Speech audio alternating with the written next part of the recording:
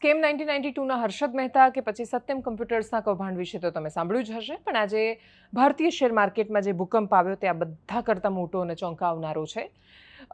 Market regulator બજાર નિયમનકાર સેબીએ સોનાના દિગ્ગજ વેપારી રાજેશ એક્સપોર્ટર્સ પર 15 લાખ કરોડ રૂપિયાની ખોટી કમાણી ચોપડે બતાવવાનો આક્ષેપ કર્યો છે. વિચારો કે આ આંકડો દેશની કુલ જીડીપીના આશરે 5% જેટલો થાય છે. કોઈ એક કંપની દેશની આખી અર્થવ્યવસ્થાના 5% જેટલો બિઝનેસ માત્ર કાગળ પર ખોટો બતાવી દે, આનાથી મોટું આશ્ચર્ય બીજું શું હોઈ શકે? આજે સમજીશું કે કાગળ પરનું આ માયાવી સામ્રાજ્ય કેવી રીતે ઊભું કરાયું અને કેવી રીતે પકડાયું. નમસ્કાર, આપની સાથે હું છું દેવાંશી.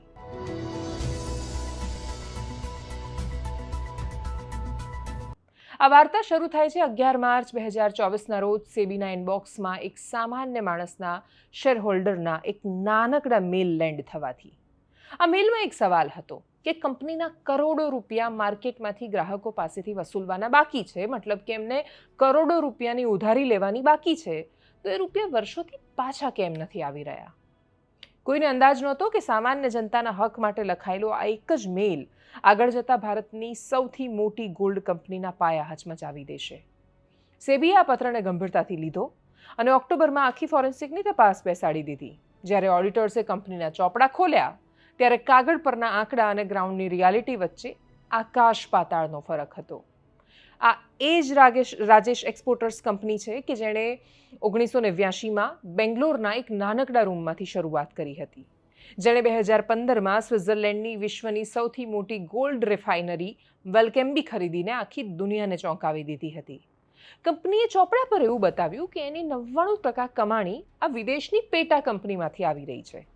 પણ જ્યારે સેબીએ સ્વિસ કંપનીના અસલી ઓડિટેડ રિપોર્ટ્સ તપાસ્યા તો ખબર પડી કે ત્યાં તો અસલી નફો માત્ર 542 કરોડ હતો. બાકીના હજારો કરોડ રૂપિયા માત્ર કાગળ પરની માયાવી રમત હતી. આ નકલી હાઇપ ઊભો કરીને પ્રમોટર રાજેશ મહેતાએ કરોડો રૂપિયા પોતાના પર્સનલ શેર ટ્રેડિંગમાં વાપરી નાખ્યા. પણ સોનાનો આ વેપારી માત્ર સોના સુધી સીમિત નહોતો. કંપનીએ સરકારની PLI એટલે કે પ્રોડક્શન લિંક્ડ ઇન્સેન્ટિવ સ્કીમ એના અંતર્ગત ઇલેક્ટ્રિક વ્હીકલ્સ EV અને પાવર સ્ટોરેજ માટે એડવાન્સ કેમિસ્ટ્રી સેલ બનાવવાનો મોટો સરકારી કોન્ટ્રાક્ટ મેળવ્યો. PLIની એક બહુ જ મહત્વની હકીકત કે એ જ સમયે આખા દેશમાં EV બનાવવામાં એથર કંપની હતી, એણે પણ અપ્લાય કર્યું હતું. PLIમાં એ સ્કીમમાં એનો લાભ મેળવવામાં, એ સરકારી કોન્ટ્રાક્ટ મેળવવામાં એથરને રિજેક્ટ કરી આ કંપનીને સરકારે કોન્ટ્રાક્ટ આપ્યો. આ કંપનીએ તેલંગાણા સરકાર સાથે મળીને ભારતનો પ્રથમ 24,000 કરોડ રૂપિયાનો ડિસ્પ્લે ફેબ્રિકેશન એટલે કે હાઈટેક સેમિકન્ડક્ટર પ્લાન્ટ સ્થાપવાની સત્તાવાર જાહેરાત પણ કરી હતી. એટલે કે સરકારની મોટી યોજનાઓ પાછળ આ કંપની પોતાનો નવો ચહેરો ચમકાવી રહી હતી. મતલબ કે રાજેશ એક્સપોર્ટર્સ સરકારને ચૂનો તો લગાડતા જ હતા અને પછી ભવિષ્ય તરફ ભારતના કદમના નામે સરકાર સામાન્ય માણસોને ચૂનો લગાડતી હતી. જ્યારે જ્યારે આવા પત્તાના મહેલ તૂટે છે ત્યારે કાટમાળ નીચે સામાન્ય માણસ દબાય છે. આ કોઈ ખાનગી ઝઘડો નથી, આ કોઈ પ્રાઇવેટ કંપનીની પર્સનલ વાત નથી. આમાં દેશના સામાન્ય માણસોના રૂપિયા ફસાયા છે. દેશની સૌથી મોટી સરકારી વીમા કંપની LICનો આ કંપનીમાં 10.80% હિસ્સો છે. એટલે કે તમારી ને મારી કમાણીના પૈસા આ કંપનીમાં રોકાયેલા છે. સામાન્યમાં સામાન્ય માણસ પણ જીવનમાં એક LICનો વીમો ખરીદવાનો પ્રયત્ન તો કરે જ છે. LICએ ગરીબ માણસોના 500 રૂપિયાના પ્રીમિયમને આવી કંપનીમાં લગાડ્યા. 10.80% જેટલી વિશાળ રકમ આ કંપનીમાં રોકતા પહેલા LICના માર્કેટ રિસર્ચર્સે એમના ચોપડા નહીં જોયા હોય કે પછી ગરીબના રૂપિયા કે એના આંસુ એ કશાની કિંમત નથી હોતી. આ સમાચાર આવતાની સાથે જ બહુ જ સ્વાભાવિક રીતે શેર માર્કેટમાં કંપનીનો શેર 5%ની લોઅર સર્કિટ સાથે પછડાયો અને અત્યાર સુધીમાં રોકાણકારોના 12,700 કરોડ રૂપિયાથી વધારે સ્વાહા થઈ ગયા. બીજી તરફ સરકારી કેનેરા બેંક એણે 509 કરોડ રૂપિયાની લોન આપી હતી.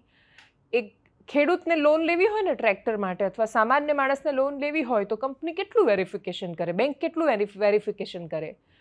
509 કરોડ રૂપિયાની કેનેરા બેંકે લોન આપી હતી, કંપની ડિફોલ્ટ થઈ ગઈ જાહેર, ચૂકવ્યા નથી. હવે બેંક લોન વસૂલવા માટે મિલકતોની ઓપન હરાજી બહાર પાડવાની વાત કરી રહી છે.